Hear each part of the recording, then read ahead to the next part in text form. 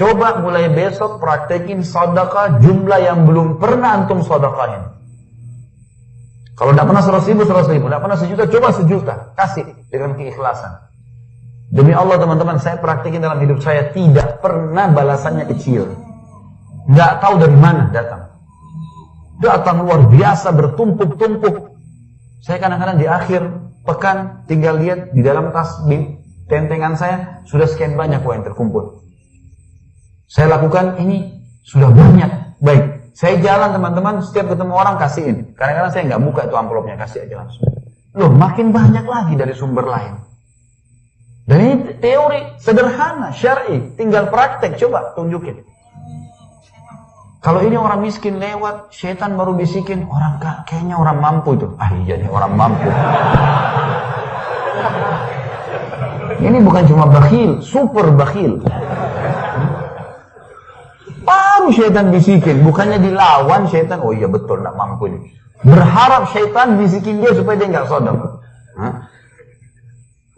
Gimana cara? Apa kata Allah SWT? Ini sini selanjutnya teman-teman sekalian dikatakan, lalu Nabi membaca SAW firman Allah Al-Imran. Janganlah sekali-kali orang yang bakhil. Bakhil itu lebih tepatnya orang yang perhitungan bukan pada tempatnya. Orang perhitungan teman-teman kalau tabzir berlebihan. Jangan sekali-kali orang yang bakhil dengan harta yang Allah berikan kepada mereka. Kalimat Allah berikan kepada mereka bukan dari antum itu. Ada hubungannya. Allah yang kasih antum jasad, yang kasih antum ruh, yang kasih antum mata, yang kasih kita semua fasilitas, lalu kemudian kita bisa kerja. Bahkan dari hari kiamat akan ada orang yang Allah bilang, bukankah hai fulan, saya memberikan kamu kehidupan, saya nikahkan kamu, saya yang begini, saya yang begitu, dan hari kiamat orang itu akui, iya ya Allah, iya betul, engkau yang memberikan. Gitu kan? Tidak bisa kita pungkiri. Sampai pada tingkat yang menikahkan kita, yang membuat kita makan, yang membuat kita minum, yang menumbuhkan rambut di kepala kita, semuanya Allah ini. Allah yang nyuruh ini, kenapa kok nggak dilakukan teman-teman sekalian?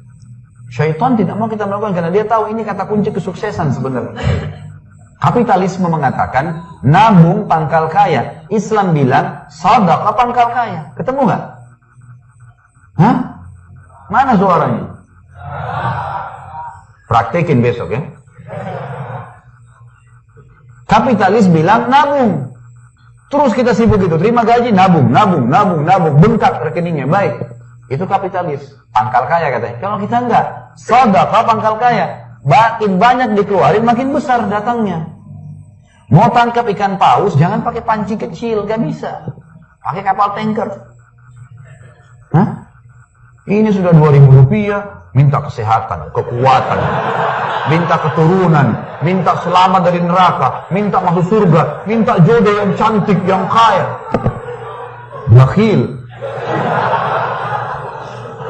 Bakhil sama Allah baru minta macam-macam. Dari kalangan sahabat seperti contoh Talha bin Ubaidillah radhiyallahu anhu, salah satu dari sahabat yang dijamin 10 orang masuk surga. Beliau mendapatkan keuntungan yang sangat banyak, hartanya menumpuk dari perdagangannya.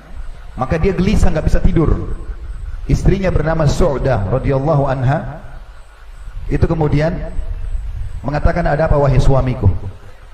Apa yang membuatmu memiliki beban seperti ini? Maka kata Talha, nggak ada masalah. Kau sebaik-baik istri dalam Islam. Maksudnya kau sudah cukup banyak mengabdi dengan aku. Kata dia, kalau begitu coba sampaikan, mungkin saya bisa bantu. Kata Talha radhiyallahu anhu, hartaku sudah terlalu banyak, keuntungan melimpah, aku jadi beban nih. Apa jawaban istrinya? Dan ini jawaban istri yang salihah, yang menjadikan akhirat sebagai targetnya. Setiap muslimah wajib mengambil pelajaran dari statement ini. Dia mengatakan, untuk apa jadi beban pikiran hai suamiku? Sedekahkan. Bukan seperti sebagian wanita, sebentar, jangan sedekah dulu. Saya mau beli tas, mau beli gelang, mau beli baju, mau beli begini, sisa 2.000 sedekah. Lalu si suami istri ini sibuk membungkus-bungkus uang itu sampai habis satu malam. Dan jumlahnya 600 dirham. 600 dirham ini miliaran rupiah. Mereka bersedekah. Toh ternyata setelah habis uang Talha, besok perdagangannya makin untung, melimpah lebih banyak. Untuk menguatkan apa yang saya sampaikan ini, ada hadis Bukhari menjelaskan masalah itu. Baginda Nabi SAW pernah berkata, dulu sebelum kalian dari Bani Israel ada 2 orang bersahabat, mereka berdua.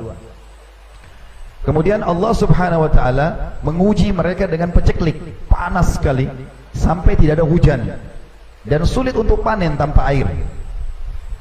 Maka kata Nabi SAW, salah satu dari 2 sahabat ini, yang satu melihat ada awan lewat di atas kebunnya dan dia mendengar suara. Riwayat lain menjelaskan itu adalah suara para malaikat. Allah buat dia mendengar suara itu. Maka dia mendengar mengatakan suara itu, turunkanlah hujan di kebunnya si Fulan. Fulan ini di sebelah, temannya dia. Lalu dia penasaran, diikuti awan itu. Dia jalan, ternyata betul awan itu mampir di kebun temannya di sebelah. Dan uniknya, turun hujan hanya di kebun temannya saja. Dia sendiri nggak kena. Hujan hanya di situ. Semua yang lain satu kota ini nggak ada yang dapat. Lalu apa yang terjadi? Kata Nabi SAW, dia tanya temannya, kau apakan kebunmu ini? Dia bilang, ini jawaban dia, rahasianya kenapa dia bisa mendapatkan hujan di saat paceklik. Bagi yang berusaha, saya dengar di sini dekat dengan pasar, para saudaraku pedagang kaum muslimin, mau kaya, grafik bisnis Anda naik terus, sedekah, tidak ada yang lain. Itu investasi termahal. Maka kata Nabi SAW, yang punya kebun berkata, hasil dari perdaganganku, bukan modalnya, hasilnya aku bagi menjadi 3. Sepertiganya aku sedekahkan dulu, sepertiganya aku berikan kebutuhan keluargaku, dan sepertiganya lagi aku kembalikan ke tambahan modal. Gara-gara itu grafiknya naik terus. Saya punya pengalaman dengan ipar saya. Kebetulan adik beliau nikah sama kakak saya perempuan, tinggal di Ternate.